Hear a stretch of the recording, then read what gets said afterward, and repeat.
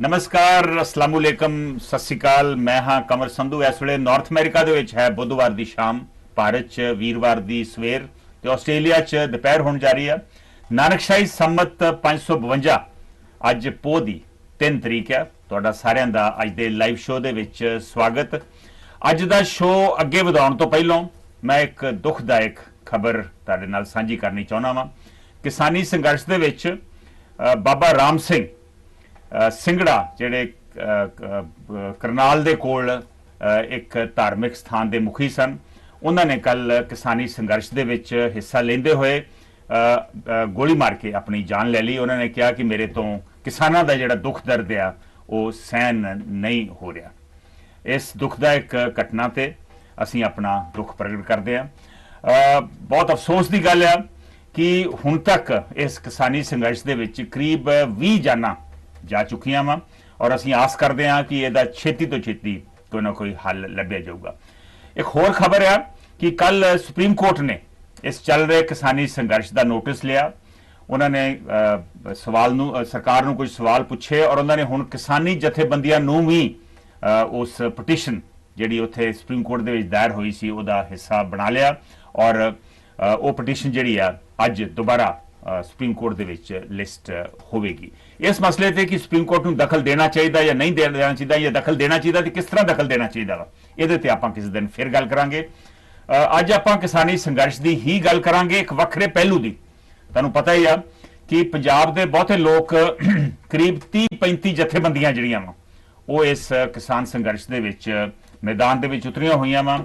दिल्ली दे border दा उत्ते धरना लाए नूं करीब 21 दिन हो गया। सरकार और किसानों के जी गलबात चल रही सी, किसानी जथेबंदियों के लीडर जी गलबात चल रही सी, वो हुण तक बेसिट्टा निकली है और एक तरीके ना जिवें अंग्रेजी च कहिए डेडलॉक दोवें पासियों इस वे होया पिया वा।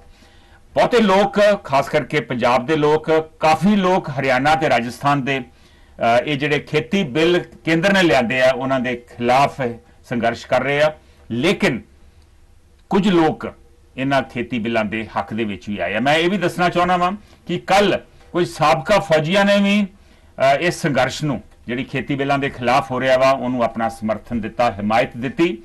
और बहुत सारिया विधवावां जिहड़े लोगों ने पंजाब दे विच पिछले सालों के खुदकशियां कीतियां वा कर्जे हेठ आके, उन्हां दीयां विधवावां जिहड़ियां वा वो भी कल ਸਿੰਘੂ बॉर्डर के उत्ते पहुंचियां और उन्होंने भी अपना समर्थन जिहड़ा वा निमाणा जिहा उन्हां दा समर्थन जिहड़ा वा उन्होंने इस संघर्ष नूं दिता। मैं जिवें अगे कहा कि बहुत लोग इस किसानी संघर्ष की हिमायत कर रहे हैं, लेकिन कुछ लोग जिहड़े बिल सरकार ने लिआंदे आ उन्हां दे हक दे विच भी बोल रहे हैं। कुछ गुट जिहड़े आ वखरे वखरे राज्यां तो तेलंगाना, महाराष्ट्र, हरियाणा वो जाके सरकार के मंत्री नरिंदर सिंह तोमर जिहड़े खेतीबाड़ी मंत्री आ उन्हां नूं मिले भी ने। उन्होंने कहा कि यह बिल किसानी लई चंगे आ, बिल वापस नहीं होने चाहिए। वैसे पंजाब के ज्यादा लोग जिहड़े आ वो बिल वापस होने की ही मंग कर रहे हैं, लेकिन पंजाब दे विच भी कुछ बुद्धिजीवी भी ने, कुछ प्रोफैसर भी ने, कुछ किसान भी ने जिन्हां नूं लगदा वा कि इन्हां ते बहस करन दी लोड़ है और शायद ये जिहड़े किसानी बिल लिआंदे आ वो किसानां दे हित दे विच ने। इहो जिही एक किसान अज मेरे नाल ने। मैं फिर दसना चाहना वा कि साडी इस चैनल की पॉलिसी आ कि किसानां दा मसला जल्दी हल होना चाहिए और जो भी होवे वो किसानों के हित दे विच होना चाहिए। जी किसानी रहूगी तो मुल्क रहूगा, ये साडा मनना वा। लेकिन किस तरह के बिल होने चाहिए आ जिहड़े अज सज्जन मेरे नाल ने। मुक्तसर दे कोल इन्हां दा पिंड आ शिवचरण सिंह, एक प्रगतिशील किसान ने, प्रोग्रेसिव किसान ने।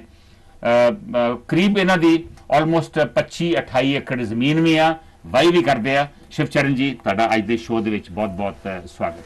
सत श्री अकाल जी, बहुत बहुत मैं थैंक्स है तुहाडा, तुसीं मैनूं ऑन एयर लिया जी चैनल ते। मैं अगे वधन तो पहलों ये भी दसना चाहना वा कि असीं पहले 10-15 मिनट अज दे शो दे विच शिवचरण सिंह नाल गलबात करांगे, इन्हां दा पक्ष जानन की कोशिश करांगे और उस तो बाद मैं तुहाडे सवाल जवाब भी लऊंगा। जे तुसीं कुछ पुछना, शिवचरण नूं कुछ पुछना होवे या मैनूं पुछना होवे या अपने विचार साझे करने होण जिवें आपां रोज़ करदे हां वो भी तुसीं कर सकदे जे। उहदे वास्ते जिहड़े नंबर्स होणगे वो लगातार तुहाडी स्क्रीन के उपर आउणगे, उही नंबर ने जिन्हां ते तुसीं अगे कॉल करदे जे। मैं फिर दस भी देवां 7187753585 ये अमेरिका का नंबर है और चंडीगढ़ का एक नंबर है 47844001। लेकिन ये 15 मिनट बाद जो तुसीं कॉल करो तो बेहतर होगा क्योंकि हुण तुहानूं ਅਸੀਂ ਹੋਲਡ ਤੇ ਪਾਉਣਾ ਪਊਗਾ, ਕਿਉਂਕਿ ਮੈਂ ਹਾਲੀ ਸ਼ਿਵਚਰਨ ਹੋਣਾ ਨਾਲ ਇਹਨਾਂ ਦਾ ਪੱਖ ਜਾਣਨਾ ਚਾਹੁੰਦਾ ਵਾਂ ਕਿ ਇਹਨਾਂ ਨੂੰ ਕਿਉਂ ਲੱਗਦਾ ਵਾ ਕਿ ਇਹ ਜਿਹੜੇ ਬਿੱਲ ਆ ਉਹ ਕਿਸਾਨਾਂ ਦੇ ਹਿੱਤ ਦੇ ਵਿੱਚ ਨੇ। ਸ਼ਿਵਚਰਨ ਜੀ, ਪਹਿਲਾਂ ਸੰਖੇਪ ਦੇ ਵਿੱਚ, ਆਪਾਂ ਲੰਬੀ ਗੱਲ ਕਰਨੀ ਆ ਲੇਕਿਨ ਪਹਿਲਾਂ ਸੰਖੇਪ ਦੇ ਵਿੱਚ ਦੱਸੋ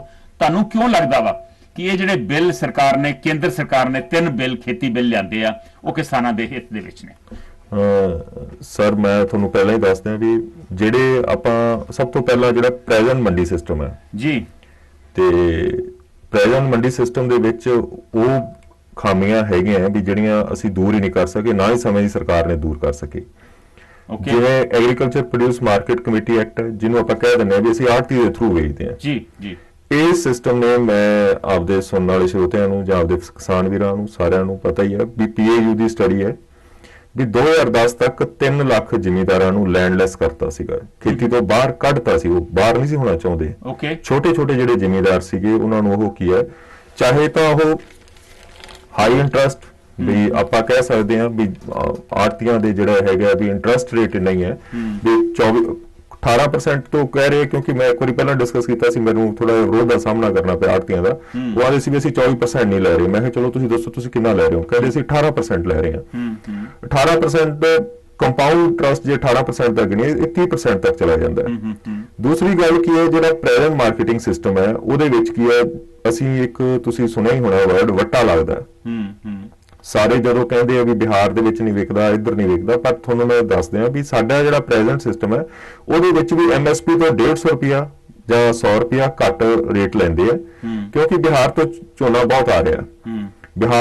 ਬਿਹਾਰ ਤੋਂ ਝੋਨਾ ਸ਼ਿਵਚਰਨ ਜਿਹੜਾ ਆ ਰਿਹਾ ਵਾ ਉਹ ਪੰਜਾਬ ਚ ਆ ਕੇ ਵਿਕਦਾ? ਉਹ ਬਿਲਕੁਲ ਸਰ, ਇੱਕ ਬਹੁਤ ਵੱਡਾ ਸੈਗਮੈਂਟ ਐਤਕੀ ਵਿਕਿਆ। ਐਤਕੀ 40 ਲੱਖ ਮੀਟ੍ਰਿਕ ਟਨ ਆਇਆ। ਪਿਛਲੇ ਸਾਲ ਜਿਵੇਂ ਇੱਕ ਗਵਰਨਮੈਂਟ ਦੇ ਰਿਕਾਰਡ ਬੋਲ ਰਿਹਾ, ਇਹਦਾ ਤੁਸੀਂ ਦੇਖੋ ਵੀ ਨੰਬਰ ਆਫ ਡਿਪਾਰਟਮੈਂਟਸ ਹੈ ਆਪਣੇ ਖੇਤੀਬਾੜੀ ਦੇ ਵਿੱਚ। ਮੈਂ ਰੋਕ ਰਿਹਾ ਸੀ ਤੁਹਾਨੂੰ, ਬਿਹਾਰ ਤੋਂ ਪਹਿਲਾਂ ਝੋਨਾ ਇੱਥੇ ਕਿਉਂ ਆਉਂਦਾ? ਕਿਉਂਕਿ ਉੱਥੇ MSP ਲਾਗੂ ਨਹੀਂ ਔਰ ਪੰਜਾਬ ਦੇ ਵਿੱਚ MSP ਲਾਗੂ ਹੈ। ਤਾਂ ਇਹ ਤੇ ਫਿਰ ਇਹੋ ਹੀ ਚੀਜ਼ ਦਰਸਾਉਂਦਾ ਨਾ ਸ਼ਿਵਚਰਨ ਕਿ MSP ਸਿਸਟਮ ਲਾਜ਼ਮੀ ਹੈ, ਹੋਣਾ ਚਾਹੀਦਾ।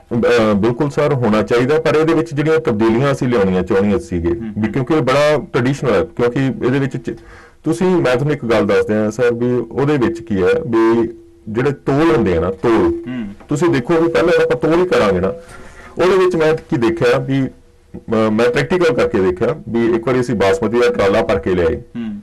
ਬਾਸਮਤੀ ਤੁਹਾਡਾ ਕੈਮਰਾ ਤੁਹਾਨੂੰ ਸ਼ਾਇਦ ਉਧਰ ਵੇਖਣਾ ਪਊ ਕਿਉਂਕਿ ਸਰੋਤੇ ਆਪਣੇ ਨਾਲ ਕਨੈਕਟ ਕਰ ਰਹੇ ਹਨ। ਬਾਸਮਤੀ ਦੇ ਜੋ ਅਸੀਂ ਲੈ ਕੇ ਗਏ ਮੈਂ, ਤੇ ਤੁਸੀਂ ਦੇਖ ਲਓ ਵੀ ਉਹ ਇੰਨਾ ਮੈਨੂਅਲ ਤੇ ਪੁਰਾਣਾ ਸਿਸਟਮ ਹੈ ਵੀ ਉਹ ਤੁਸੀਂ ਉਹਦਾ ਜਿਹੜਾ ਵੇਇੰਗ ਮਸ਼ੀਨ ਹੈ ਤੁਸੀਂ ਉਹਦਾ weight ਪਾ ਹੀ ਨਹੀਂ ਸਕਦੇ। ਤੁਸੀਂ ਕਿਉਂਕਿ ਸਾਰੇ ਹੀ ਦੇਖਦੇ ਹੋ। ਤੇ ਜਦੋਂ ਮੈਂ ਟਰਾਲਾ ਲੈ ਕੇ ਗਿਆ, ਇਹ ਕੋਈ 6-7 ਸਾਲ ਪਹਿਲਾਂ ਦੀ ਗੱਲ ਹੈ, ਕੋਈ ਅੱਜ ਦੀ ਗੱਲ ਨਹੀਂ। ਤੁਸੀਂ ਕਣਕ ਤੇ ਬਾਸਮਤੀ ਸਰ, ਉਹ ਜਦੋਂ ਮੈਂ ਬਾਹਰ ਕੰਡੇ ਤੇ ਕਰਕੇ ਲਗਿਆ ਵੀ ਅਸੀਂ ਮਲੋਟ ਰੋਡ ਤੇ ਇੱਕ ਕੰਡਾ ਹੈ ਸਾਡੇ, ਤੇ ਉੱਥੇ ਰਾਧਾ ਸਵਾਮੀ ਡੇਰੇ ਦੇ ਨੇੜੇ, ਅਸੀਂ ਉੱਥੇ ਮੈਂ ਕੰਡਾ ਕਰਾ ਲਿਆ ਤੇ ਉੱਥੇ 90 ਕੁਇੰਟਲ ਸੀ ਮੇਰੇ ਆਪਣੇ ਟਰਾਲੇ ਦਾ weight। ਤੇ ਜਦੋਂ ਉਹੀ ਮੈਂ ਮੰਡੀ ਦੇ ਵਿੱਚ ਲੈ ਕੇ ਗਿਆ ਉੱਥੇ ਨਿਕਲਿਆ 79 11 ਕੁਇੰਟਲ ਦਾ ਫਰਕ ਪੈ ਗਿਆ ਵੀ ਅਸੀਂ ਉਹ ਝਾੜ ਜਿਹੜੀ ਨਿਕਲੀ ਉਹ ਵੀ ਵਿੱਚ ਪਾ ਕੇ ਦੁਬਾਰਾ ਫਿਰ ਜਦੋਂ ਕੰਡਾ ਕਰਾਇਆ ਤਾਂ 11 ਕੁਇੰਟਲ ਤੁਸੀਂ ਮੈਜ਼ਰ ਕਰ ਸਕਦੇ ਹੋ। ਉਸ ਟਾਈਮ ਰੇਟ ਸੀਗਾ 3200 ਰੁਪਇਆ। ਵੀ ਲੁੱਟ ਦੇ ਜਿਹੜਾ ਲੁੱਟ ਮੰਡੀਆਂ ਦੇ ਵਿੱਚ ਤੁਸੀਂ, ਮੈਂ ਠੀਕ ਹੈ, ਮੈਂ ਕਿਸਾਨ ਯੂਨੀਅਨ ਨਾਲ ਆ, ਸਾਰਾ ਕੁਛ ਹੈ, ਪਰ ਅਸੀਂ ਦੇਖਦੇ ਹਾਂ ਵੀ ਆਹ ਪ੍ਰੈਜ਼ੈਂਟ ਮੰਡੀਆਂ ਇੰਨੀ ਲੁੱਟ ਪੂਲ ਕਰ ਲੈਂਦੇ ਜਦੋਂ ਕੋਈ ਬਾਹਰੋਂ ਵਪਾਰੀ ਆਉਂਦਾ। ਸੋ ਮੰਡੀ ਸਿਸਟਮ ਦੇ ਵਿੱਚ ਬੜੇ ਵੱਡੇ ਪੱਧਰ ਤੇ ਸੋਧ ਦੀ ਲੋੜ ਸੀ, ਪਰ ਫਿਰ ਗੱਲ ਉੱਥੇ ਆ ਜਾਂਦੀ ਆ, ਆਪਾਂ ਕੋਈ ਸਪੈਸਿਫਿਕਸ ਤੇ ਗੱਲ ਕਰਨੀ ਆ। ਪਹਿਲਾਂ ਤੇ ਮੈਨੂੰ ਇਹ ਦੱਸੋ ਕਿ ਸਰਕਾਰ ਨੂੰ, ਮੈਂ ਮੰਡੀ ਸਿਸਟਮ ਤੇ ਵੀ ਆਉਣਾ, ਸਰਕਾਰ ਨੂੰ ਆਰਡੀਨੈਂਸ ਲਿਆਉਣ ਦੀ ਕੀ ਲੋੜ ਸੀ? ਇਹ ਮਸਲਾ ਕਈ ਦਹਾਕਿਆਂ ਤੋਂ ਚੱਲਿਆ ਆ ਰਿਹਾ ਵਾ। ਜੋ ਵੀ ਤੁਸੀਂ ਬਿੱਲ ਲਿਆਉਣਾ ਸੀ, ਜੋ ਤਬਦੀਲੀ ਕਰਨੀ ਸੀ, ਜੋ ਕਾਨੂੰਨ ਲਿਆਉਣਾ ਸੀ, ਤੇ ਪਹਿਲਾਂ ਤੁਸੀਂ ਉਹਦੇ ਤੇ ਡਿਸਕਸ਼ਨ ਕਰਦੇ, ਪਾਰਲੀਮੈਂਟ ਦੇ ਵਿੱਚ ਡਿਸਕਸ਼ਨ ਕਰਦੇ, ਜਿਹੜੇ ਸਟੇਕ ਹੋਲਡਰਸ ਆ ਰਾਜਾਂ ਨਾਲ ਗੱਲ ਕਰਦੇ, ਜਿਹੜੇ ਕਿਸਾਨੀ ਜਥੇਬੰਦੀਆਂ ਵਾ ਉਹਨਾਂ ਨਾਲ ਗੱਲ ਕਰਦੇ, ਤੁਹਾਡੇ ਵਰਗੇ ਪ੍ਰੋਗਰੈਸਿਵ ਜਿਹੜੇ ਯੰਗ ਕਿਸਾਨ ਆ ਉਹਨਾਂ ਨਾਲ ਗੱਲ ਕਰਦੇ। ਬਿਨਾਂ ਗੱਲਬਾਤ ਕੀਤੇ ਇੱਕ ਆਰਡੀਨੈਂਸ ਦਾ ਲਿਆਉਣ ਦਾ ਕੀ ਮਤਲਬ ਸੀ? ਸਰ, ਇਹਦੇ ਮਗਰ ਮੈਂ ਇੱਕ ਗੱਲ ਦੱਸ ਦਿਆਂ ਵੀ ਪੰਜਾਬ ਇੱਕ ਸਟੇਟ ਜਿਹੜੀ ਕਿ ਬੜੀ ਜ਼ਿਆਦਾ, ਤੁਸੀਂ ਸਾਨੂੰ ਸੋਨਾ ਆਖੋ ਨਾ, ਅਸੀਂ ਸੋਨਾ ਵੀ ਉਗਾ ਦਈਏ, ਪਰ ਤੁਸੀਂ ਇਮੇਜਿਨ ਕਰੋਗੇ ਵੀ ਪੰਜਾਬ ਨੇ ਕੀ ਚੀਜ਼ ਫੇਸ ਕੀਤੀ। ਇਹਨਾਂ ਦੀ ਜਿਹੜੀ ਸਟੋਰੇਜ ਕੈਪੈਸਿਟੀ ਸੀਗੀ, ਸਟੋਰੇਜ ਜਿਹੜੀ ਸੀਗੀ, ਸਾਡੇ ਤੋਂ ਸਮਾਨ ਲੈ ਲਿਆ, ਕਣਕ ਲੈ ਲਈ, ਚਾਵਲ ਲੈ ਲਏ, ਉਹਨੂੰ ਕੀ ਕਰਦੇ ਆ, ਓਪਨ ਪਲੰਥਾਂ ਦੇ ਵਿੱਚ ਸਟੋਰ ਕਰ ਦਿੰਦੇ ਆ। ਉਹ ਡੈਮੇਜ ਕੀ ਹੋਈ ਤੁਸੀਂ ਇਮੇਜਿਨ ਕਰੋ ਵੀ ਪਿਛਲੇ ਇੱਕ ਸਰਕਾਰ ਦਾ 10 ਸਾਲ ਰਾਜ ਰਿਹਾ ਜਿਹਨੇ ਕਿ ਪੰਜਾਬ ਦਾ ਜਿਹੜਾ ਅਰਥਚਾਰਾ ਉਹਨੂੰ ਤਬਾਹ ਕਰਕੇ ਰੱਖਤਾ।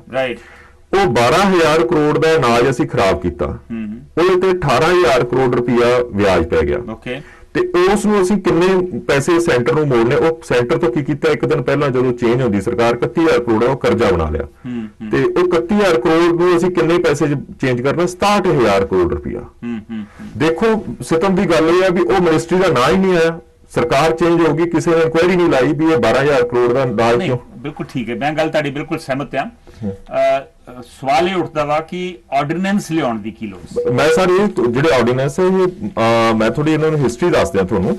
ਇਹ ਹਿਸਟਰੀ ਜੇ ਤਾਂ ਤੁਹਾਡੇ ਟਾਈਮ, ਇੱਕ ਮਿੰਟ ਸ਼ਿਵਚਰਨ, ਮੈਂ ਆਪਣੇ ਐਮਸੀਆਰ ਨੂੰ ਗੁਜ਼ਾਰਿਸ਼ ਕਰਨਾ ਚਾਹੁੰਦਾ, ਇੱਕ ਕਮੈਂਟ ਆਇਆ ਸਾਡੇ ਫੇਸਬੁੱਕ ਦੇ ਉੱਪਰ, ਬਹੁਤ ਸੱਜਣ ਜੁੜੇ ਹੋਏ ਆ, ਗਗਨਦੀਪ ਮਹਿਰਮਪੁਰ, ਹਰਭਜਨ ਢਿੱਲੋਂ, ਸਿਕੰਦਰ ਔਜਲਾ, ਸੰਜੇ ਕੁਮਾਰ, ਉਹਦੇ 'ਚ ਇੱਕ ਕਮੈਂਟ ਆਇਆ ਵਾ ਵੀ ਸਾਊਂਡ ਕਲੀਅਰ ਨਹੀਂ ਹੈ, ਸ਼ਾਇਦ ਇਸ ਵੱਲ ਜ਼ਰਾ ਜ਼ਰੂਰ ਧਿਆਨ ਦਿਓ। ਹਾਂਜੀ ਸ਼ਿਵਚਰਨ, ਤੁਸੀਂ ਗੱਲ ਕਰ ਰਹੇ ਸੀ ਵੀ ਇਹਦਾ ਇੱਕ ਪਿਛੋਕੜ ਹੈ, ਬੈਕਗ੍ਰਾਉਂਡ ਹੈ। ਇਹ ਕਈ ਬਿੱਲ ਜੇ ਆਪਾਂ ਆਖੀਏ ਵੀ ਯਕਦਮ ਆਰਡੀਨੈਂਸ ਆ ਗਏ, ਨਹੀਂ ਆਏਗੇ, ਇਹ 2001 ਤੋਂ ਇਹਦੇ ਤੇ ਕੰਮ ਚੱਲ ਰਿਹਾ। ਮੈਨੂੰ ਹੈਰਾਨੀ ਇਹ ਹੋਈ ਵੀ ਸਰਕਾਰਾਂ ਜਿਹੜਾ ਇਹਦੇ ਵਿੱਚ ਹਿੱਸਾ ਰਹੀਆਂ, ਕੋਈ ਵੀ ਸਰਕਾਰ ਰਹੀ ਹੈ, ਚਾਹੇ ਰਾਜ ਸਰਕਾਰਾਂ ਵਿੱਚ, ਇਹਦੇ ਵਿੱਚ ਉਸ ਮਿਨਿਸਟਰੀ ਦੇ ਵਿੱਚ ਉਸ ਦੇ ਨਾਲ ਕਮਿਟਮੈਂਟ ਹੁੰਦੀ ਰਹੀ ਹੈ, ਉਹਨਾਂ ਤੇ ਡਿਸਕਸ਼ਨਸ ਹੁੰਦੀਆਂ ਰਹੀਆਂ, ਉਹਨਾਂ ਦੀਆਂ ਐਡਵਾਈਜ਼ਰੀਜ਼ ਆਉਂਦੀਆਂ ਰਹੀਆਂ।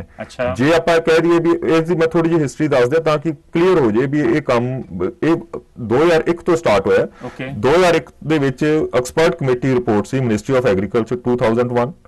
ਉਸ ਤੋਂ ਬਾਅਦ ਕੀ ਆ ਗਿਆ, ministerial task force on agriculture marketing reform, ਇਹ ਮੰਡੀਆਂ ਦੇ ਵਿੱਚ ਰਿਫਾਰਮ ਲਿਆਉਣ ਵਾਸਤੇ 2002 ਦੇ ਵਿੱਚ ਇੱਕ ਗਰੁੱਪ ਬਣ ਗਿਆ।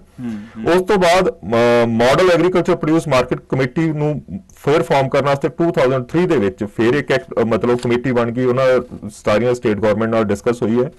ਉਸ ਤੋਂ ਬਾਅਦ ਕੀ ਕੀਤਾ ਵੀ ਜਦੋਂ ਸਰਦਾਰ ਮਨਮੋਹਨ ਸਿੰਘ ਦੀ ਗਵਰਨਮੈਂਟ ਆਈ, ਉਹਨਾਂ ਨੇ ਨੈਸ਼ਨਲ ਕਮਿਸ਼ਨ ਫਾਰ ਫਾਰਮਰਸ ਬਣਾਤਾ, ਜਿਨ੍ਹਾਂ ਨੇ 2004 ਤੋਂ 2006 ਤੱਕ ਇਹਨਾਂ ਦੇ ਪ੍ਰੋਪਰ ਡਿਸਕਸ਼ਨ ਕੀਤੀ। ਉਸ ਕਹਿਣ ਦਾ ਮਤਲਬ ਕਿ 2007 ਦੇ ਵਿੱਚ ਅਖੀਰ ਦੇ ਉੱਤੇ ਕੀ ਹੋਇਆ ਵੀ ਗਰੁੱਪ ਜਿਹੜਾ ਹੈ ਐਗਰੀਕਲਚਰ ਪ੍ਰੋਡਕਸ਼ਨਸ ਦਾ ਵਰਕਿੰਗ ਗਰੁੱਪ, ਜਿਹੜੇ ਸਾਰੀਆਂ ਸਟੇਟਸ ਨੂੰ ਲੈ ਕੇ ਐਗਰੀਕਲਚਰ ਦੇ 2010 ਦੇ ਵਿੱਚ ਸ਼ਰਦ ਪਵਾਰ ਸੀਗੇ ਸ਼ਾਇਦ ਉਦੋਂ, ਉਹਨਾਂ ਨੇ ਬੜੀਆਂ ਐਡਵਾਈਜ਼ਰੀ ਜਾਰੀ ਕੀਤੀਆਂ, ਤੇ ਐਡਵਾਈਜ਼ਰੀ ਹੈ ਵੀ ਬੜੀਆਂ ਵਧੀਆ ਸੀ। ਉਹ ਕੋਈ ਐ ਨਹੀਂ ਸੀਗਾ ਵੀ ਇਹ ਅੱਜ ਕਹਿ ਰਹੇ ਵੀ ਯਕਦਮ ਇਹਨਾਂ ਨੇ ਕਿਉਂ ਤਬਾਹ ਕਰ ਵੀ ਸਿਸਟਮ ਨੂੰ ਡਿਸਟਰਬ ਕੀਤਾ। ਉਹ APMC ਐਕਟ 2010 ਦੇ ਵਿੱਚ ਉਹਨਾਂ ਨੇ ਐਡਵਾਈਜ਼ਰੀ ਜਾਰੀ ਕੀਤੀ, ਤੇ ਨਾਲ ਉਹਨਾਂ ਨੇ ਗ੍ਰਾਂਟ ਵੀ ਕਿਹਾ ਵੀ ਅਸੀਂ ਗ੍ਰਾਂਟ ਵੀ ਦੇਵਾਂਗੇ ਤੁਸੀਂ ਜੇ ਆਹ ਚੇਂਜ ਲੈ ਕੇ ਆਓਗੇ। ਚੇਂਜ ਕਿੱਡੀ ਸੀਗੀ ਜੀ ਵੀ ਕੋਈ ਵੀ ਬਾਇਰ ਜੇ ਸਿੱਧਾ ਜਾਣਾ ਚਾਹਵੇ, ਸਿੱਧੀ ਕਿਸੇ ਫਾਰਮਰ ਤੋਂ ਪ੍ਰੋਡਿਊਸ ਲੈਣੀ ਚਾਹਵੇ ਤਾਂ ਉਹ ਲੈ ਸਕਦਾ। ਤੇ ਸਮਸਾ ਇੱਕ ਮਿੰਟ ਮੈਨੂੰ ਗੱਲ ਦੱਸਾਂ ਵੀ ਇੱਕ ਆੜ੍ਹਤੀ ਕੋਲੇ 50 ਜ਼ਿਮੀਂਦਾਰ ਹੈ, ਉਹ 50 ਜ਼ਿਮੀਂਦਾਰ ਹੈ, ਤੇ ਉਹ 50 ਜ਼ਿਮੀਂਦਾਰ ਫਸਲ ਵੇਚ ਦਿੰਦੇ ਆ, ਤੇ ਚੈੱਕ ਕਿਹਦੇ ਨਾਂ ਤੇ ਆਉਂਦਾ, ਆੜ੍ਹਤੀਏ ਦਾ, ਉਹ ਚੈੱਕ ਆੜ੍ਹਤੀਏ ਦੇ ਨਾਂ ਤੇ ਆਉਂਦਾ ਹੈ। ਤੇ ਹੁਣ ਕੀ ਹੋਇਆ ਵੀ ਜਿਹੜਾ ਰੀਸੈਂਟ ਜਿਹੜਾ ਤੁਸੀਂ ਆਨੇ ਵੀ ਇੱਕਦਮ ਆਰਡੀਨੈਂਸ ਹੈ, ਇੰਡੀਆ ਗਵਰਨਮੈਂਟ ਨੇ ਇੱਕ ਪੋਰਟਲ ਸ਼ੁਰੂ ਕੀਤਾ ਪਬਲਿਕ ਫਾਈਨੈਂਸ ਮੈਨੇਜਮੈਂਟ ਸਿਸਟਮ। ਉਹਦੇ ਵਿੱਚ ਕੀ ਸੀਗਾ ਵੀ ਪਬਲਿਕ ਫਾਈਨੈਂਸ ਮੈਨੇਜਮੈਂਟ ਸਿਸਟਮ ਇਹ ਗਵਰਨਮੈਂਟ ਸੈਕਟਰ ਦੇ ਵਿੱਚ ਵੀ ਲਾਗੂ ਕੀਤਾ, ਕੱਲਾ ਆਪਾਂ ਕਹਿ ਦਈਏ ਮੰਡੀਆਂ ਦੇ ਵਿੱਚ ਨਹੀਂ, ਗਵਰਨਮੈਂਟ ਸੈਕਟਰ ਦੇ ਵਿੱਚ ਕੀ ਨਾਂ ਸੀ ਇਹਦਾ, ਇੰਟੀਗ੍ਰੇਟਡ ਫਾਈਨੈਂਸ ਮੈਨੇਜਮੈਂਟ ਸਿਸਟਮ। ਚਲੋ ਮੈਂ ਬਹੁਤੀ ਡਿਟੇਲਸ ਨਹੀਂ ਜਾਣਾ ਚਾਹੁੰਦਾ, ਪਰ ਤੁਹਾਡਾ ਕਹਿਣ ਦਾ ਮਤਲਬ ਹੈ ਕਿ ਇਹ ਜਿਹੜੀਆਂ ਤਬਦੀਲੀਆਂ ਵਾ ਇਹ ਕਰੀਬ 2001 ਤੋਂ ਚੱਲ ਰਹੀਆਂ ਵਾ, ਔਰ ਇਹਦੇ ਚ ਜਿਹੜੀ ਕਾਂਗਰਸ ਸਰਕਾਰ ਸੈਂਟਰ ਦੇ ਵਿੱਚ, ਕੇਂਦਰ ਜਿਹੜੀ ਕਾਂਗਰਸ ਸਰਕਾਰ ਸੀ ਉਹ ਵੀ ਭਾਈਵਾਲ ਸੀ। ਬਿਲਕੁਲ ਸਰ, ਬਿਲਕੁਲ ਸਾਰੀਆਂ ਗਵਰਨਮੈਂਟ ਸੀਗੀਆਂ, ਵਾਜਪਾਈ ਸਾਹਿਬ ਦੀ ਗਵਰਨਮੈਂਟ ਵੀ ਰਹੀ ਹੈ, ਸਰਦਾਰ ਮਨਮੋਹਨ ਸਿੰਘ ਦੀ ਗਵਰਨਮੈਂਟ ਵੀ ਰਹੀ ਹੈ, ਉਸ ਤੋਂ ਬਾਅਦ ਜਿਹੜੀਆਂ ਹੋਰ ਆਪਣੇ। ਸੋ ਇਹ ਇੱਕਦਮ ਆਰਡੀਨੈਂਸ ਨਹੀਂ ਲਿਆਂਦਾ ਗਿਆ, ਇਹਦਾ ਇੱਕ ਬੈਕਗ੍ਰਾਉਂਡ ਹੈ, ਔਰ ਇਹ ਸਿਸਟਮ ਕਾਫੀ ਦੇਰ ਤੋਂ ਚੱਲ ਰਿਹਾ ਸੀ। ਚਲੋ ਇਹ ਗੱਲ ਤੁਹਾਡੀ ਮੰਨ ਲਈ, ਲੇਕਿਨ ਮੈਨੂੰ ਪਤਾ ਵਾ ਕਾਲਰ ਹੋਲਡ ਤੇ ਨੇ। ਮੇਰੀ ਗੁਜ਼ਾਰਿਸ਼ ਹੈ ਸਾਰਿਆਂ ਨੂੰ ਕਿ ਮੈਂ ਜਿਵੇਂ ਸ਼ੋਅ ਦੇ ਪਹਿਲੋਂ ਸ਼ੋਅ ਦੇ ਸ਼ੁਰੂ ਦੇ ਵਿੱਚ ਦੱਸਿਆ ਸੀ ਕਿ ਅਸੀਂ ਪਹਿਲੇ 15 ਮਿੰਟ ਅਸੀਂ ਡਿਸਕਸ਼ਨ ਕਰਾਂਗੇ, ਉਸ ਤੋਂ ਬਾਅਦ ਕਾਲਸ ਲਵਾਂਗੇ। ਸੋ ਥੋੜੀ ਦੇਰ ਬਾਹਰ ਕਾਈਂਡਲੀ ਕਾਲਸ ਕਰਿਓ, ਕਿਉਂਕਿ ਸਾਡੇ ਨਾਲ ਅੱਜ ਇੱਕ ਮਹਿਮਾਨ ਨੇ ਔਰ ਉਹਨਾਂ ਨਾਲ ਅਸੀਂ ਸਪੈਸੀਫਿਕਸ ਦੇ ਉੱਤੇ ਗੱਲ ਕਰ ਰਹੇ ਹਾਂ, ਔਰ ਮੈਂ ਚਾਹੂੰਗਾ ਕਿ ਤੁਸੀਂ ਵੀ ਉਹਨਾਂ ਨੂੰ ਇਹਨਾਂ ਸਪੈਸੀਫਿਕਸ ਦੇ ਉੱਤੇ ਬਾਅਦ ਦੇ ਵਿੱਚ ਸਵਾਲ ਜਵਾਬ ਵੀ ਕਰੋ। ਸ਼ਿਵਚਰਨ ਨੇ ਦੱਸੋ ਕਿ ਜਿਹੜੇ ਹੁਣੇ 3 ਬਿੱਲ ਲਿਆਂਦੇ ਗਏ ਆ, ਯੈਸ ਸਰ, ਇੱਕ ਤੇ MSP ਦਾ ਮਸਲਾ ਵਾ। ਹਾਂਜੀ ਹਾਂਜੀ, MSP 23 ਫਸਲਾਂ ਤੇ ਅਨਾਉਂਸ ਹੁੰਦੀ ਹੈ, ਮਿਲਦੀ ਸਿਰਫ 3 ਜਾਂ 4 ਫਸਲਾਂ ਤੇ ਹੈ। ਆਪਾਂ ਨੂੰ ਪਤਾ ਹੀ ਹੈ, ਕਣਕ, ਝੋਨੇ ਤੇ ਕੁਝ ਹੱਦ ਤੱਕ ਕਪਾਹ ਤੇ ਗੰਨੇ ਤੇ। ਹਾਂਜੀ, ਗੰਨੇ ਦੇ ਉੱਤੇ ਵੀ ਰਾਜ ਸਰਕਾਰਾਂ ਉਹਦੇ ਚ 10-20 ਰੁਪਏ ਪਰ ਕੁਇੰਟਲ ਐਡ ਕਰਕੇ ਤੇ ਦੇ ਦਿੰਦੀਆਂ। ਇਸ ਵੇਲੇ ਜਦੋਂ ਖਦਸ਼ਾ ਹੋ ਗਿਆ ਵੀ ਇਹ ਜਿਹੜੇ 3-4 ਫਸਲਾਂ ਤੇ ਵੀ MSP ਖਤਮ ਹੋ ਜੂਗੀ, ਇਹ ਜਿਹੜਾ ਖਦਸ਼ਾ ਵਾ ਇਹ ਕਿੱਥੋਂ ਤੱਕ ਵੈਲਿਡ ਹੈ ਤੁਹਾਡੇ ਹਿਸਾਬ ਦੇ ਨਾਲ? ਨਹੀਂ ਸਰ, ਇਹ ਗੱਲ ਹੈ ਵੀ ਸਾਡੀ ਪਾਪੂਲੇਸ਼ਨ 130 ਕਰੋੜ ਹੈ। ਜੀ 80 crore population PDS under public distribution system under ਕਣਕ ਤੇ ਚਾਵਲ ਨੂੰ ਲੈ ਰਹੀ ਹੈ। ਇਹ ਜੋ ਰੇਟ ਹੈ 2 ਰੁਪਏ ਜਾਂ 1 ਰੁਪਏ ਜੋ ਵੀ ਇਹਨਾਂ ਦੇ ਆਪਣੇ ਗਵਰਨਮੈਂਟ ਸੈਂਟਰਲ ਗਵਰਨਮੈਂਟ ਦੀਆਂ ਸਕੀਮਸ ਹੈ ਉਹਦੇ ਵਿੱਚ ਇਹ 80 ਕਰੋੜ ਲੋਕਾਂ ਦੇ ਘਰੇ ਰਾਸ਼ਨ ਜਾਣਾ ਹੀ ਜਾਣਾ ਹੈ ਜੀ।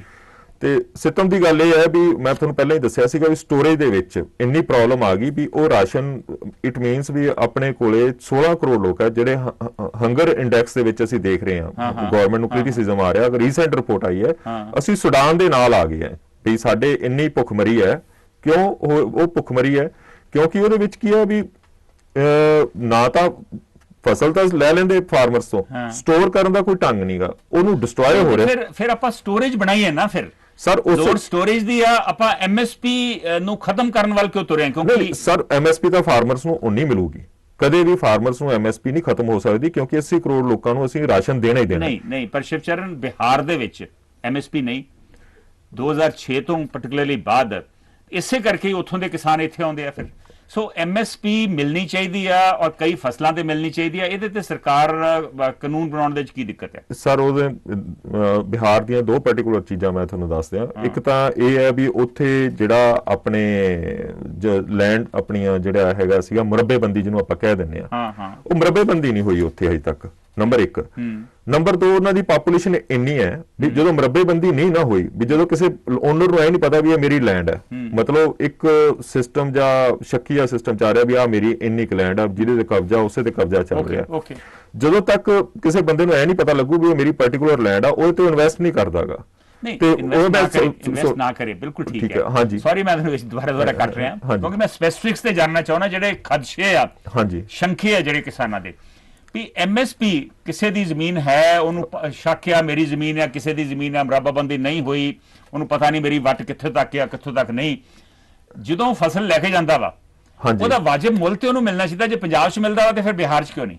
ਦੇਖੋ ਸਰ, ਵੀ ਬਿਹਾਰ ਦੇ ਪਾਰਟਿਕੂਲਰ ਆਪਾਂ ਜਿਵੇਂ ਲਾ ਐਂਡ ਆਰਡਰ ਦੇ ਆਪਾਂ ਸਕੀਮਾਂ ਦੇਖਿਆ, ਹੁਣ ਤੁਸੀਂ ਮੈਂ ਇਸੇ ਗੱਲ ਤੇ ਆ ਜਾਓ ਵੀ ਜੇ ਮੈਂ ਤੁਹਾਨੂੰ ਇਹ ਕਹਾਂ ਵੀ ਸਾਨੂੰ ਐਮਐਸਪੀ ਪੰਜਾਬ ਦੇ ਵਿੱਚ ਨਹੀਂ ਮਿਲ ਰਹੀ ਤਾਂ ਤੁਹਾਨੂੰ ਇਹ ਹੈਰਾਨੀ ਹੋਊਗੀ। ਉਹ ਜਿਹੜਾ ਵੱਟਾ ਚੱਲਦਾ, ਮੇਰੀ ਗੱਲ ਸੁਣੋ, ਐਮਐਸਪੀ ਤੇ ਜੋ ਵੀ ਵੱਟਾ ਚੱਲਦਾ, ਈਵਨ ਕੀ ਹੈ ਕਣਕ ਤੇ ਵੀ ਵੱਟਾ ਚੱਲਿਆ ਐਤਕੀ, ਤੁਹਾਨੂੰ ਮੈਂ ਦੱਸਾਂ ਕਣਕ ਦਾ ਮਤਲਬ ਕਿ ਐਮਐਸਪੀ ਤੋਂ ਬਿਲੋ ਜਿਹੜਾ ਪ੍ਰਾਈਸ ਉਹਨੂੰ ਅਸੀਂ ਵੱਟਾ ਵਰਡ ਯੂਜ਼ ਕਰਦੇ ਹਾਂ। ਤੁਹਾਨੂੰ ਕੀ ਲੱਗਦਾ ਵਾ ਕਿ ਜੇ ਬਿੱਲ ਆ ਗਏ ਤੇ ਇਹ ਫਿਰ ਵੱਟਾ ਸਿਸਟਮ ਨਹੀਂ ਹੋਊਗਾ? ਵੱਟਾ ਸਿਸਟਮ ਤੇ ਹੋਰ ਵੀ ਜ਼ਿਆਦਾ ਚੱਲੂ ਨਹੀਂ ਸਰ, ਡਾਈਵਰਸਿਫਿਕੇਸ਼ਨ ਹੋ ਜੂਗੀ ਇਹਦੇ ਨਾਲ। ਹੁਣ ਮੇਰੀ ਗੱਲ ਸੁਣੋ ਵੀ 2 ਕਿੱਲੇ ਜਾਂ 3 ਕਿੱਲੇ ਜਾਂ 4 ਕਿੱਲੇ ਦਾ ਜਿਹੜਾ ਜ਼ਿਮੀਂਦਾਰ ਹੈ ਉਹ ਇਸ ਤੇ ਵਾਇਬਲ ਹੀ ਹੈ ਨਹੀਂ ਕਣਕ ਝੋਨੇ ਤੇ, ਉਹਨੂੰ ਡਾਈਵਰਸਿਫਾਈ ਕਰਨਾ ਹੀ ਪੈਣਾ।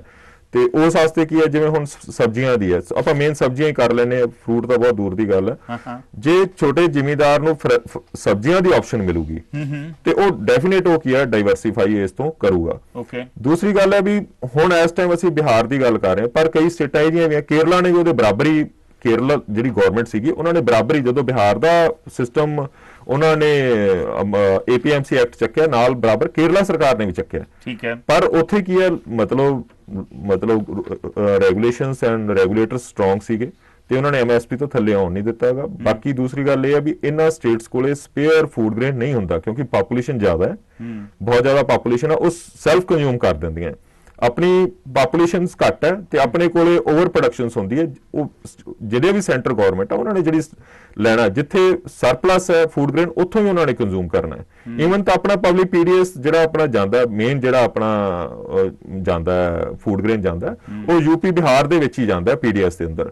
ਤੇ ਸਭ ਤੋਂ ਵੱਡੀ ਗੱਲ ਹੈ ਵੀ ਉੱਥੋਂ ਦੇ ਪੀਡੀਐਸ ਦਾ ਰਾਈਸ ਤੇ ਵੀਟ, ਕਣਕ ਤੇ ਆਪਣਾ ਕੀ ਹੈ ਚਾਵਲ, ਉਹ ਦੁਬਾਰਾ ਫੇਰ ਸਾਡੇ ਹੀ ਇੱਥੇ ਵਿਕਣ ਆ ਜਾਂਦਾ। ਉਹਨਾਂ ਦੇ ਕੱਲਾ ਪਰਚੇਜ਼ ਦੇ ਵਿੱਚ ਹੀ ਪ੍ਰੋਬਲਮ ਨਹੀਂ ਕਿ ਪੀਡੀਐਸ ਸਿਸਟਮ ਦੇ ਵਿੱਚ ਵੀ ਏਡੀਆਂ ਤਗੜੀਆਂ ਖਾਮੀਆਂ ਵੀ ਜਿਹਦੇ ਕਰਕੇ ਕੀ ਹੈ ਵੀ ਉਹ ਤੇ ਮੈਂ ਸਮਝ ਗਿਆ ਕਿ ਪੀਡੀਐਸ ਸਿਸਟਮ ਦੇ ਵਿੱਚ ਖਾਮੀਆਂ ਵਾ, ਇਸ ਵੇਲੇ ਪ੍ਰੋਬਲਮਸ ਆ, ਪਰ ਇਹ ਆਪਾਂ ਕਿਵੇਂ ਮੰਨ ਲਈਏ ਕਿ ਜਿਹੜਾ ਐਮਐਸਪੀ ਜਿਹੜੇ ਬਿੱਲਾਂ ਦੇ ਨਾਲ ਇਹ ਸਾਰੀਆਂ ਖਾਮੀਆਂ ਦੂਰ ਹੋ? ਦੇਖੋ, ਜੇ ਆਪਾਂ ਤੁਸੀਂ ਕਿਹਾ ਵਿਭਿੰਨਤਾ ਹੋਊਗੀ, ਡਾਈਵਰਸਿਫਿਕੇਸ਼ਨ ਹੋਊਗਾ, ਜੇ ਡਾਈਵਰਸਿਫਿਕੇਸ਼ਨ ਹੋਊਗਾ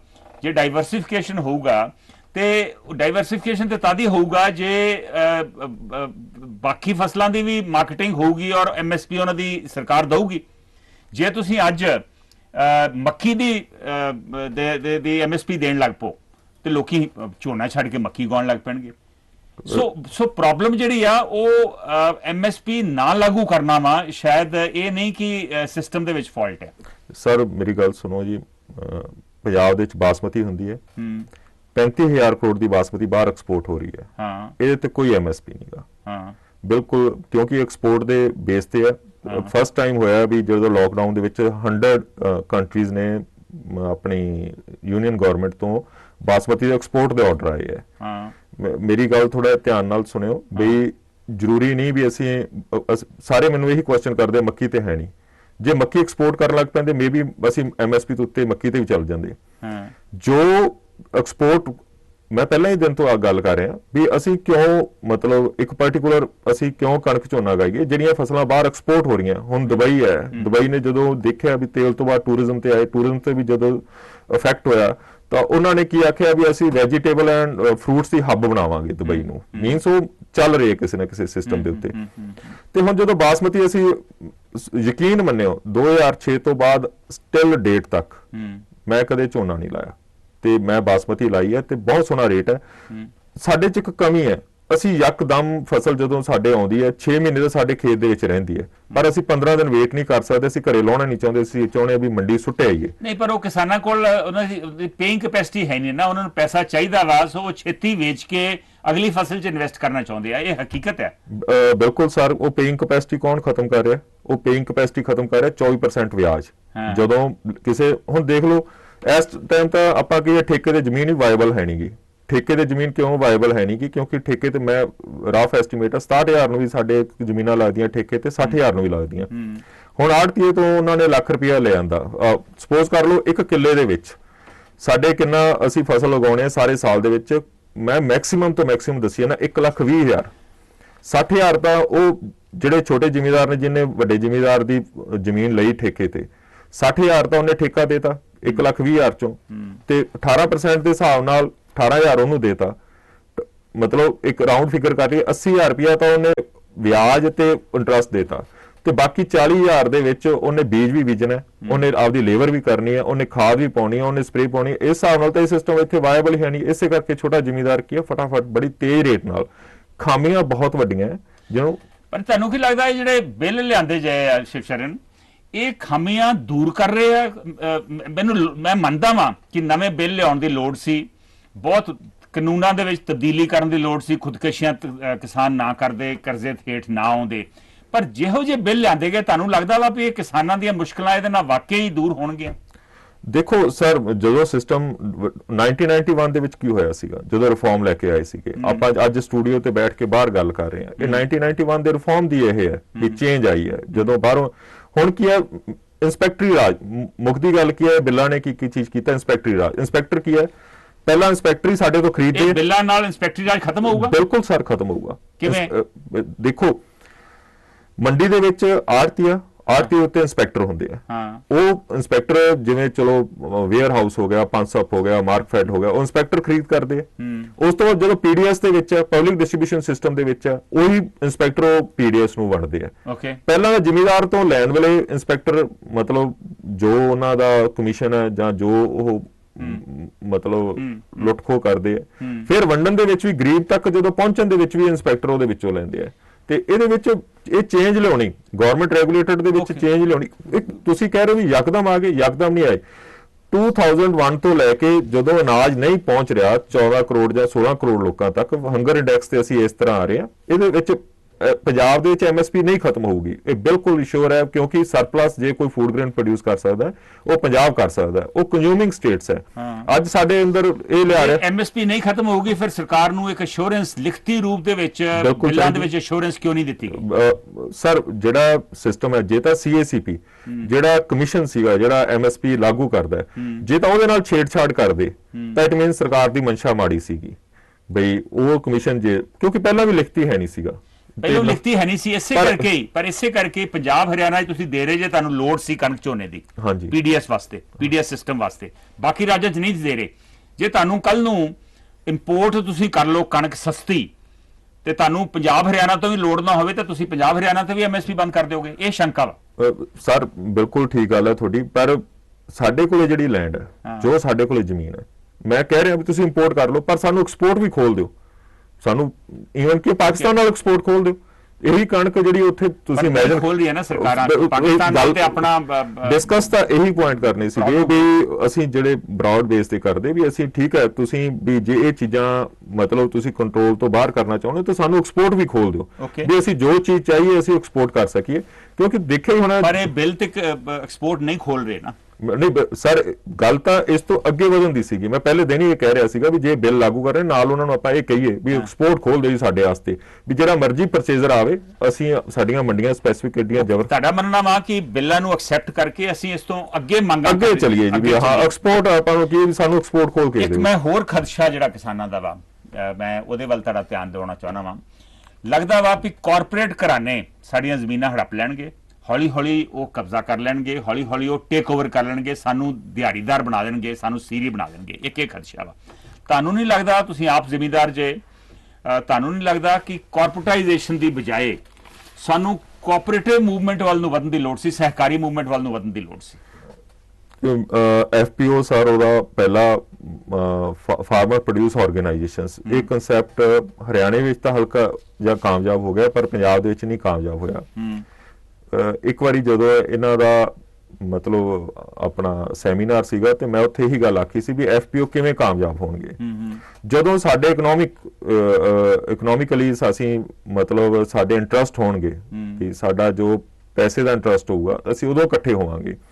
ਮੈਂ ਉਹਨਾਂ ਨੂੰ ਕਿਹਾ ਸੀਗਾ ਵੀ ਜਿਵੇਂ ਸਪੋਜ਼ ਕਰ ਲਓ ਜੀ ਵੀ ਕਿਵੇਂ FPO ਕੋਈ ਦੁੱਧ ਦੀ FPO ਬਣ ਗਈ ਤੇ ਤੁਸੀਂ ਐ ਕਰੋ ਵੀ ਜਿਹੜੇ ਵੀ ਮਿਲਕ ਪਲਾਂਟ ਹੈ ਉਹਦੇ ਨਾਲ ਅਸੀਂ ਅਟੈਚ ਹੋ ਜਾਾਂਗੇ ਤੇ ਅਸੀਂ ਡਾਇਰੈਕਟ ਉਹਨੂੰ ਪ੍ਰੋਵਾਈਡ ਕਰੀ ਚੱਲਾਂਗੇ ਦੁੱਧ। ਕੁਝ ਇਨਸੈਂਟਿਵ ਸਾਨੂੰ ਟੈਕਸ ਦੇ ਵਿੱਚ ਉਹਨੂੰ ਆਪਾਂ ਨੂੰ ਦੇ ਦਿਓ, ਮਿਲਕ ਪਲਾਂਟ ਨੂੰ ਦੇ ਦਿਓ ਤੇ ਕੁਝ ਕਿਸਾਨ ਨੂੰ ਦੇ ਦਿਓ। ਜਦੋਂ ਟੈਕਸ ਇਨਸੈਂਟਿਵ ਦੇਵਾਂਗੇ ਤਾਂ ਉਹ ਸਾਡੇ ਕੋਲ ਪਾਰਟਿਕੂਲਰ ਖਰੀਦੂਗਾ ਤੇ ਅਸੀਂ ਉਹਨਾਂ ਨੂੰ ਐ ਹੋ ਜਾਊਗਾ ਵੀ ਇੱਕ ਪੱਕਾ ਮਤਲਬ ਦੁੱਧ ਦੀ ਸਪਲਾਈ ਚੇਨ ਜਿਹੜੀ ਆ ਉਹ ਪਾਰਟਿਕੂਲਰ ਮਿਲ ਜੂਗੀ। ਦੁੱਧ ਤੋਂ ਮੈਨੂੰ ਗੱਲ ਯਾਦ ਆਈ ਸਰ, ਹੁਣ ਦੇਖ ਲੈਂਦੇ ਹੁਣ ਨੈਸਲੇ ਆਇਆ ਪਿਆ, ਨੈਸਲੇ ਨੇ ਕਿੰਨੀਆਂ ਲੋਕਾਂ ਦੀਆਂ ਜ਼ਮੀਨਾਂ ਹੜਪ ਕਰ ਲਈਆਂ। ਨੈਸਲੇ ਕਰਕੇ ਹੀ ਤੁਸੀਂ ਇਮੇਜਿਨ ਕਰੋ ਨੈਸਲੇ ਮੋਗੇ ਆ ਤੇ ਗੰਗਾਨਗਰ ਤੋਂ ਦੁੱਧ ਕੀ ਹੈ ਪਰਚੇਜ਼ ਹੋ ਕੇ ਨੈਸਲੇ ਦੇ ਪਲਾਂਟ ਦੇ ਵਿੱਚ ਜਾਂਦਾ ਹੈ। ਉਸ ਦੇ ਜੇ ਉਸੇ ਤਰ੍ਹਾਂ ਨੈਸਲੇ ਦੇ ਬਰਾਬਰ ਕੋਈ ਇੱਕ ਹੋਰ ਅਸੀਂ ਪਲਾਂਟ ਲਾ ਦਈਏ ਕੋਈ ਇੰਟਰਨੈਸ਼ਨਲ ਲੈਵਲ ਦਾ ਤਾਂ ਦੁੱਧ ਦੀ ਸਪਲਾਈ ਕੀ ਹੈ, ਦੁੱਧ ਦਾ ਰੇਟ ਕੀ ਹੈ, ਵੱਧ ਜੂਗਾ। ਪਰ ਕਈ ਮੇਰੇ ਜ਼ਿਮੀਂਦਾਰ ਹੈ ਜਿਹੜੇ ਮੈਨੂੰ ਕੱਲ ਕਹਿ ਰਹੇ ਸੀਗੇ ਵੀ ਦੁੱਧ ਦਾ ਜੇ ਨੈਸਲੇ ਇੱਕ ਨੇ ਦੁੱਧ ਦਾ ਰੇਟ ਕਿੰਨਾ ਕੁ ਚੱਕਤਾ। ਮੈਂ ਇਹ ਵੀ ਗੱਲ ਦੱਸਣਾ ਚਾਹਣਾ ਪੰਜਾਬ ਦੀਆਂ ਸਾਰੀਆਂ ਸੜਕਾਂ ਤੇ ਇੰਨੀਆਂ ਡੇਅਰੀਆਂ ਲੱਗੀਆਂ ਜਿਹੜਾ ਆਰਟੀਫੀਸ਼ੀਅਲ ਦੁੱਧ ਤਿਆਰ ਹੋ ਰਿਹਾ। ਜੇ ਕਿਤੇ ਉਹਨਾਂ ਤੇ ਕੰਟਰੋਲ ਕਰ ਲਿਆ ਜਾਵੇ ਤਾਂ ਉਹੀ ਹੁਣ ਦੁੱਧ ਤੇ ਤਾਂ ਕੋਈ MSP ਨਹੀਂਗਾ, ਸੇਲ ਆਪਣੇ ਡਿਮਾਂਡ ਦੇ ਉੱਤੇ ਹੈਗਾ। ਤੇ ਜੇ ਉਹ ਜਿੰਨੇ ਸੈਕੰਡ ਕੀ ਹੋ ਗਿਆ ਜਿਹੜਾ ਗਵਰਨਮੈਂਟ ਦਾ ਜਿਹੜਾ ਆਪਣਾ ਐਨੀਮਲ ਹਸਬੈਂਡਰੀ ਡਿਪਾਰਟਮੈਂਟ ਸੀਗਾ ਉਹ ਇੰਨਾ ਕੁ ਕਰਪਟ ਹੋ ਚੁੱਕਿਆ ਵੀ ਉਹ ਇੰਨਾ ਕੀ ਕਰਪਟ ਹੋ ਚੁੱਕਿਆ ਵੀ ਲੋਕਾਂ ਨੇ ਉਸ ਦੇ ਦੁੱਖ ਤੋਂ ਪਸ਼ੂ ਰੱਖਣੇ ਹੀ ਬੰਦ ਕਰਤੇ। ਨਹੀਂ ਪਰ ਤੁਹਾਨੂੰ ਕੀ ਲੱਗਦਾ ਵੀ ਇਹ ਬਿੱਲਾਂ ਦੇ ਨਾਲ ਭ੍ਰਸ਼ਟਾਚਾਰ ਖਤਮ ਹੋ ਜਾਊਗਾ, ਸਿਸਟਮ ਦੇ ਵਿੱਚ ਬਿਹਤਰੀ ਆ ਜਾਊਗੀ? ਇਹ ਆਪਾਂ ਕਿਵੇਂ ਮੰਨ ਲਈਏ ਸ਼ਿਵਚਰਨ? ਖੈਰ ਐਨੀਵੇ ਮੈਂ ਹੁਣ ਅੱਗੇ ਥੋੜਾ ਵਧਣਾ ਚਾਹੁੰਦਾ ਵਾਂ ਕਿਉਂਕਿ ਜਿਵੇਂ ਇੱਕ 에ਅਰ ਕੁਆਲਿਟੀ ਦਾ ਬਿੱਲ ਲਿਆਂਦਾ ਗਿਆ ਵੀ ਜੇ ਕਿਸਾਨ ਆਪਣੀ ਪਰਾਲੀ ਨੂੰ ਅੱਗ ਲਾਉਂਦੇ ਆ ਤਾਂ ਉਹਨਾਂ ਨੂੰ ਬਹੁਤ ਵੱਡਾ ਜੁਰਮਾਨਾ ਹੋਊ, ਜੇਲ੍ਹ ਵੀ ਹੋ ਸਕਦੀ ਆ। ਤੁਹਾਨੂੰ ਕੀ ਲੱਗਦਾ ਇਹ ਸਹੀ ਹੈ? ਨਹੀਂ ਸਰ ਇਹ ਉਹਨਾਂ ਹੁਣ ਦੇਖੋ ਸਰ ਤਿੰਨਾਂ ਬਿੱਲਾਂ ਦੇ ਵਿੱਚ ਨਹੀਂ ਪਰ ਹਾਂਜੀ ਮੈਂ ਸਮਝਦਾ ਜੀ 에ਅਰ ਕੁਆਲਿਟੀ ਦੇ ਵਿੱਚ ਇਹਦੇ ਵਿੱਚ ਕੀ ਹੈ ਵੀ ਇਹਦੇ ਜਿਹੜੀਆਂ ਮਸ਼ੀਨਸ ਹੈ ਉਹ ਮਸ਼ੀਨਸ ਕੱਲੀਆਂ ਜਿਵੇਂ ਬਾਈਂਡਰ ਹੈ, ਬੇਲਰ ਹੈ ਤੇ ਉਹਨੂੰ ਕਲੈਕਟ ਕਰਨਾ ਹੈ, ਇਹਦੇ ਵਾਸਤੇ ਵਰਕਫੋਰਸ ਚਾਹੀਦੀ ਹੈ। ਤੇ ਪਰ ਸਭ ਤੋਂ ਵੱਡੀ ਗੱਲ ਹੈ ਮਸ਼ੀਨਾਂ ਹੀ ਇੰਨੀਆਂ ਕਾਸਟਲੀ ਹੈ ਵੀ ਉਹ ਤੇ ਫਿਰ ਸਰਕਾਰ ਨੂੰ ਪ੍ਰੋਵਾਈਡ ਕਰਨੀਆਂ ਚਾਹੀਦੀਆਂ ਸੀ ਜਾਂ ਕਿਸਾਨਾਂ ਨੂੰ ਮੁਆਵਜ਼ਾ ਦਿਓ ਜਾਂ ਫਿਰ ਮਸ਼ੀਨਾਂ ਪ੍ਰੋਵਾਈਡ ਕਰੋ। ਪਰ ਇਹੋ ਜਿਹਾ ਬਿੱਲ ਲਿਆਉਣਾ ਤੇ ਗਲਤ ਹੈ ਨਾ ਇਹ ਯਕਦਮ, ਕਿਉਂਕਿ ਉਹ ਪ੍ਰੋਵਾਈਡ ਵੀ ਕਰ ਰਹੀਆਂ ਸੀ। ਦੂਸਰੀ ਗੱਲ ਕੀ ਹੈ ਇਹਦੇ ਵਿੱਚ ਵੀ ਬੜੀ ਤਗੜੀ ਕਰਪਸ਼ਨ ਹੈ ਸਰ। ਮੈਂ ਤੁਹਾਨੂੰ ਦੱਸਦਾ ਪਹਿਲਾਂ ਜਿਵੇਂ ਸਪੋਜ਼ ਕਰ ਲਓ ਬਹੁਤ ਪੁਰਾਣੀ ਗੱਲ ਹੈ, ਰੋਟਾਵੇਟਰ ਤੇ ਸਬਸਿਡੀ ਸੀਗੀ, ਰੋਟਾਵੇਟਰ ਸੀ 50,000 ਦਾ, ਸੈਂਟਰ ਗਵਰਨਮੈਂਟ ਨੇ ਕੀ ਕੀਤਾ ਉਹ ਤੇ ਸਬਸਿਡੀ ਕਰਤੀ 30,000 ਤੇ ਜਿਹੜੇ ਬਣਾਉਣ ਵਾਲੀਆਂ ਕੰਪਨੀਆਂ ਸੀ ਉਹਨਾਂ ਨੇ ਰੇਟ ਪਤਾ ਕਿੰਨਾ ਚੱਕਤਾ ਸਰ, ਉਹਨਾਂ ਨੇ 80,000 ਰੁਪਇਆ ਕਰਤਾ। ਉਧਰੋਂ ਤਾਂ ਸਾਡੇ ਤੋਂ 50,000 ਲਈ ਗਿਆ, ਉਧਰੋਂ 30,000 ਰੁਪਇਆ ਗਵਰਨਮੈਂਟ ਦੀ ਸਬਸਿਡੀ। ਕਹਿਣ ਦਾ ਮਤਲਬ ਕੀ ਹੈ ਵੀ ਜਿਹੜੀ ਕੋਈ ਵੀ ਗਵਰਨਮੈਂਟ ਦੀ ਕੋਈ ਵੀ ਸਕੀਮ ਹੈ ਉਹ ਪਹੁੰਚ ਨਹੀਂ ਰਹੀ ਸਰਕਾਰ ਤੱਕ। ਇਸੇ ਕਰਕੇ ਤੇ ਸ਼ਿਵਚਰਨ ਫਿਰ ਸਾਨੂੰ ਆਪਣੀਆਂ ਸਕੀਮਾਂ ਲੋਕਾਂ ਤੱਕ ਪਹੁੰਚਾਉਣ ਦੀ ਲੋੜ ਹੈ, ਨਾ ਕਿ ਇਹੋ ਜਿਹੇ ਬਿੱਲ ਲਿਆਉਣ ਦੀ ਲੋੜ ਹੈ। ਤੁਸੀਂ ਕਿਸਾਨ ਨੂੰ ਕਹੋ ਵੀ ਕਰੋੜ ਰੁਪਇਆ ਜੁਰਮਾਨਾ ਕਹਿਣਾ ਉਹ ਕੀ ਕਰੂਗਾ? ਖੁਦਕਸ਼ੀ ਕਰ ਲੂਗਾ? ਫਿਰ ਕਿੱਥੋਂ ਦੇ ਦੂਗਾ ਕਰੋੜ ਰੁਪਇਆ? ਸਰ ਪ੍ਰੈਜ਼ੈਂਟ ਸਿਸਟਮ ਤਾਂ 28 ਏਕੜ ਦੇ ਮਾਲਕ ਜੇ ਤੁਹਾਨੂੰ ਲੱਗਦਾ ਵਾ ਤੁਸੀਂ ਦੇ ਸਕਦੇ ਜੇ ਕਰੋੜ ਰੁਪਇਆ? ਨਹੀਂ ਸਰ ਮੇਰੀ ਗੱਲ ਸੁਣੋ, ਮੈਂ ਤਾਂ ਵੈਸੇ ਇਨ ਜਨਰਲ ਕਿਉਂ ਜਿਹੜੇ ਤੁਸੀਂ ਦੇਖੋਗੇ ਨਾ ਹਿਸਟਰੀ ਅੱਗ ਲਾਉਣ ਦੇ ਵਿੱਚ ਵੀ ਜਿਹੜੇ ਤੁਸੀਂ ਸਾਰਾ ਪੰਜਾਬ ਅੱਗ ਨਹੀਂ ਲਾਉਂਦਾਗਾ। ਮੈਂ ਤੁਹਾਨੂੰ ਇੱਕ ਗੱਲ ਦੱਸ ਦਿਆਂ, ਜਿਹਦੇ ਮੈਂ ਤੁਹਾਨੂੰ ਪਹਿਲਾਂ ਹੀ ਗੱਲ ਦੱਸ ਕੇ ਹਟਿਆ ਵੀ ਜਿਹੜਾ ਬੰਦਾ ਜ਼ਮੀਨ ਠੇਕੇ ਤੇ ਲੈਂਦਾ ਉਹ 2000 ਜਾਂ 3000 ਰੁਪਇਆ ਕਿੱਲਾ ਨਹੀਂ ਲਾ ਸਕਦਾਗਾ ਉਹਨੂੰ ਵਿੱਚ ਸਟਬਲ ਨੂੰ ਬਰਨਿੰਗ ਕਰਨ ਦੇ। ਤੇ ਮੈਂ ਉਹ ਗਵਰਨਮੈਂਟ ਦੇ ਐਕਟ ਦੇ ਅਗੇਂਸਟ ਆ ਬਈ ਉਹ 1 ਕਰੋੜ ਰੁਪਇਆ ਨਹੀਂ ਲਾਉਣਾ ਚਾਹੀਦਾ, ਜਿੰਨਾ ਚਿਰ ਸਾਨੂੰ ਮਸ਼ੀਨਰੀ ਨਹੀਂ ਪ੍ਰੋਵਾਈਡ ਕਰਦੇ ਉਹਨਾਂ ਚਿਰ ਨਹੀਂ ਕਰਨਾ ਚਾਹੀਦਾ ਸੀ। ਪਰ ਤੁਸੀਂ ਐ ਆਖੋ ਵੀ ਪਿਓਰ ਵੀ ਗਵਰਨਮੈਂਟ ਦੀ ਨਹੀਂ, ਚਲੋ ਦੋਵੇਂ ਪਾਸੇ ਕਸੂਰ ਹੋਊਗਾ, ਪਰ ਸਰਕਾਰ ਨੂੰ ਪਹਿਲੋਂ ਮੈਂ ਕਿਤੇ ਅਖਬਾਰ 'ਚ ਪੜ੍ਹ ਰਿਹਾ ਸੀਗਾ ਵੀ ਚਾਈਨਾ ਨੇ ਕੁਝ ਖੇਤੀ ਬਾਰੇ ਉਹਨਾਂ ਨੇ ਰਿਫਾਰਮਸ ਲਿਆਂਦੇ, ਪਰ ਪਹਿਲਾਂ ਉਹਨਾਂ ਨੇ ਸਿਸਟਮ ਬਣਾਏ ਤੇ ਫਿਰ ਰਿਫਾਰਮਸ ਲਿਆਂਦੇ। ਅਸੀਂ ਰਿਫਾਰਮਸ ਲਿਆਉਣਾ ਚਾਹੁੰਦੇ ਹਾਂ ਬਿਨਾਂ ਸਿਸਟਮ ਬਣਾਏ। ਨਹੀਂ ਸਰ, ਇਹ ਇੱਕ ਯਕਦਮ ਹੈ ਵੀ ਰਿਫਾਰਮਸ ਅੱਜ ਹਜੇ ਮਤਲਬ ਕਿ ਬਿੱਲ ਬਣ ਕੇ ਆਏ ਆ, ਇਹਦਾ ਅਸਰ ਹੌਲੀ ਹੌਲੀ ਆਪਾਂ ਨੂੰ ਦਿਖਣਾ ਹੀ ਹੈ, ਠੀਕ ਹੈ, ਕਿਉਂਕਿ ਪਬਲਿਕ ਜਿਹੜੀ ਆ ਹੁਣ ਇੱਕ ਪਾਸੇ ਅਸੀਂ ਕਹਿ ਰਹੇ ਹਾਂ ਵੀ ਫੂਡ ਪ੍ਰੋਸੈਸਿੰਗ ਇੰਡਸਟਰੀ ਚਾਹੀਦੀ ਹੈ ਤੇ ਬਿਲਸ ਕੀ ਕਰ ਰਹੇ ਆ ਵੀ ਫੂਡ ਪ੍ਰੋਸੈਸਿੰਗ ਇੰਡਸਟਰੀ ਨੂੰ ਹੀ ਮਤਲਬ ਮੋਟੀਵੇਟ ਕਰ ਰਹੇ ਆ ਵੀ ਤੁਸੀਂ ਉੱਥੇ ਜਾਓ। ਜਿਵੇਂ ਜਿਵੇਂ ਫੂਡ ਪ੍ਰੋਸੈਸਿੰਗ ਇੰਡਸਟਰੀ ਉਹ ਇਨ ਨਟਸ਼ੈਲ ਕੀ ਹੋਊਗਾ, ਇਹਦਾ ਰੇਟ ਆਪਾਂ ਨੂੰ ਫਸਲਾਂ ਡਾਈਵਰਸਿਫਾਈ ਵੀ ਹੋਵਾਂਗੇ। ਜਿਹੜੀ ਸਾਡੀ ਫੂਡ ਚੇਨ ਦੇ ਵਿੱਚ ਹੁਣ ਇੱਕ ਵਰਡ ਨਵਾਂ ਤੁਸੀਂ ਵੀ ਪੜਿਆ ਹੋਣਾ, ਮੈਂ ਵੀ ਹਿਡਨ ਹੰਗਰ ਦੇ ਵਿੱਚ ਕੀ ਆ ਵੀ ਸਾਨੂੰ ਉਹ ਚੀਜ਼ਾਂ ਮਿਲ ਹੀ ਨਹੀਂ ਰਹੀਆਂ ਕਿ ਅਸੀਂ ਮਤਲਬ ਪਾਰਟਿਕੂਲਰ ਉਹੀ ਚੀਜ਼ਾਂ ਖਾ ਰਹੇ ਹਾਂ ਤੇ ਸਾਨੂੰ ਡਾਈਵਰਸਿਫਾਈ ਹੈ ਹੀ ਨਹੀਂਗਾ। ਓਕੇ, ਚਲੋ ਇੱਥੇ ਅਸੀਂ ਹੁਣ ਰੁਕਾਂਗੇ ਇੱਕ ਛੋਟੀ ਜਿਹੀ ਬ੍ਰੇਕ ਵਾਸਤੇ। ਅਸੀਂ ਗੱਲ ਕਰ ਰਹੇ ਹਾਂ ਕਿਸਾਨੀ ਬਿੱਲਾਂ ਦੀ। ਇਹ ਆਮ ਫੀਲਿੰਗ ਆ ਕਿ ਇਹ ਕਿਸਾਨੀ ਨੂੰ ਅੱਗੇ ਲੱਕ ਟੁੱਟਾ ਕਿਸਾਨੀ ਦਾ ਇਹਨੂੰ ਬਿਲਕੁਲ ਬਰਬਾਦ ਕਰ ਦੇਣਗੇ। ਕੁਝ ਲੋਕਾਂ ਨੂੰ ਫੀਲਿੰਗ ਆ ਕਿ ਇਹ ਕਿਸਾਨਾਂ ਦੇ ਹਿੱਤ ਦੇ ਵਿੱਚ ਨੇ। ਇਹੋ ਜਿਹੇ ਕਿਸਾਨ ਮੇਰੇ ਨਾਲ ਅੱਜ ਨੇ ਇੱਥੇ, ਸ਼ਿਵਚਰਨ ਸਿੰਘ, ਉਹਨਾਂ ਨਾਲ ਅਸੀਂ ਗੱਲਬਾਤ ਕੀਤੀ ਆ। ਬ੍ਰੇਕ ਤੋਂ ਬਾਅਦ ਅਸੀਂ ਇਹ ਸ਼ੋਅ ਨੂੰ ਤੁਹਾਡੀ ਕਾਲਸ ਵਾਸਤੇ ਵੀ ਖੋਲਾਂਗੇ। ਤੁਹਾਡੇ ਚੋਂ ਬਹੁਤ ਸਾਰੇ ਸ਼ਾਇਦ ਮੇਰੇ ਵਾਂਗੂ ਸ਼ਿਵਚਰਨ ਨਾਲ ਸਹਿਮਤ ਨਹੀਂ ਹੋਣਗੇ, ਉਹ ਤੁਸੀਂ ਸਵਾਲ ਜਵਾਬ ਵੀ ਕਰ ਸਕਦੇ ਜੇ। ਮੈਨੂੰ ਬੜੀ ਖੁਸ਼ੀ ਵੀ ਆ ਕਿ ਬੜੇ ਵੱਖਰੇ ਵੱਖਰੇ ਥਾਵਾਂ ਤੋਂ ਸੱਜਣ ਸਾਡੇ ਨਾਲ ਜੁੜੇ ਹੋਏ ਨੇ। ਕੁਲਦੀਪ ਸਿੰਘ ਸਿੱਧੂ, ਜਸਦੇਵਪਾਲ ਬਰਾੜ, ਮਲਕੀਤ ਮੱਲੀ, ਦਲਜੀਤ ਸਿੰਘ ਮਾਨ, ਇੱਕ ਸੱਜਣ ਸੁਚੇਤ ਸਿੰਘ ਰਾਜਸਥਾਨ ਕਰਨਪੁਰ ਤੋਂ ਵੀ ਜੁੜੇ ਹੋਏ ਨੇ, ਜਿਹੜੇ ਇੱਥੇ ਮੇਰੀ ਕਰਨਪੁਰ ਦੇ ਬਿਲਕੁਲ ਨਾਲ ਹੀ ਪਰਲੇ ਪਾਸੇ ਗੱਜ ਸਿੰਘਪੁਰ ਪਦਮਪੁਰ ਦੇ ਕੋਲ ਜ਼ਮੀਨ ਵੀ ਹੈ। ਸੋ ਉੱਥੋਂ ਦੇ ਮੇਰੇ ਆਪਣੇ ਇਲਾਕੇ ਦੇ ਇੱਕ ਸੱਜਣ ਵੀ ਜੁੜੇ ਆ। ਮੈਂ ਵੇਖ ਰਿਹਾ ਸੀਗਾ ਕਿ ਬਹੁਤ ਸਾਰੇ ਥਾਵਾਂ ਤੋਂ ਲੋਕੀ ਜੁੜੇ ਹੋਏ ਆ। ਕੁਝ ਲੋਕਾਂ ਨੇ ਟਿੱਪਣੀ ਕੀਤੀ ਹੈ ਜੀ ਅੱਜ ਦਾ ਤੁਹਾਡਾ ਪ੍ਰੋਗਰਾਮ ਤੁਹਾਡੀ ਆਪਣੀ ਛਵੀ ਨੂੰ ਖਰਾਬ ਕਰੂਗਾ। ਕੁਲਦੀਪ ਸਿੰਘ ਸਿੱਧੂ ਜੀ, ਪ੍ਰੋਗਰਾਮ ਦੇ ਵਿੱਚ ਸਾਡੀ ਮਨਸ਼ਾ ਹੁੰਦੀ ਹੈ ਖੁੱਲ੍ਹੀ ਵਿਚਾਰ ਵਟਾਂਦਰਾ ਹੋਵੇ, ਖੁੱਲ੍ਹਾ ਵਿਚਾਰ ਵਟਾਂਦਰਾ ਹੋਵੇ, ਉਹੀ ਅਸੀਂ ਕਰਦੇ ਹਾਂ। ਖੁੱਲ੍ਹੇ ਵਿਚਾਰ ਵਟਾਂਦਰੇ ਦੇ ਨਾਲ ਹੀ ਕਿਸਾਨਾਂ ਦੀ ਹਿੱਤ ਦੀ ਗੱਲ ਬਾਹਰ ਨਿਕਲ ਕੇ ਆਊਗੀ। ਸੋ ਸਾਡੀ ਇਹ ਮਨਸ਼ਾ ਵਾ, ਛਵੀ ਜਿਹੜੀ ਆ ਉਹ ਤੁਹਾਡੇ ਅੰਦਰ ਹੁੰਦੀ ਆ। ਸੋ ਇਸ ਤਰ੍ਹਾਂ ਛਵੀ ਕਿਸੇ ਦੀ ਖਰਾਬ ਨਹੀਂ ਹੁੰਦੀ। ਮੈਂ ਚਾਹੂੰਗਾ ਕਿ ਜੇ ਤੁਹਾਨੂੰ ਕੋਈ ਖਦਸ਼ਾ ਵਾ, ਮਨਸ਼ਾ ਵਾ, ਜਿਵੇਂ ਮੈਨੂੰ ਬਹੁਤ ਸਾਰੇ ਮੈਨੂੰ ਸਵਾਲ ਹੈ ਜਿਹੜੇ ਮੈਂ ਸ਼ਿਵਚਰਨ ਨੂੰ ਪੁੱਛ ਰਿਹਾ ਸੀ, ਮੇਰੇ ਖਿਆਲ ਤੁਹਾਡੇ ਕੋਲ ਵੀ ਹੋਣਗੇ, ਜ਼ਰੂਰ ਕਾਲ ਕਰਕੇ ਪੁੱਛੋ ਜਾਂ ਤੁਸੀਂ ਫੇਸਬੁੱਕ ਦੇ ਉੱਪਰ ਉਹ ਸਵਾਲ ਪੁੱਛੋ।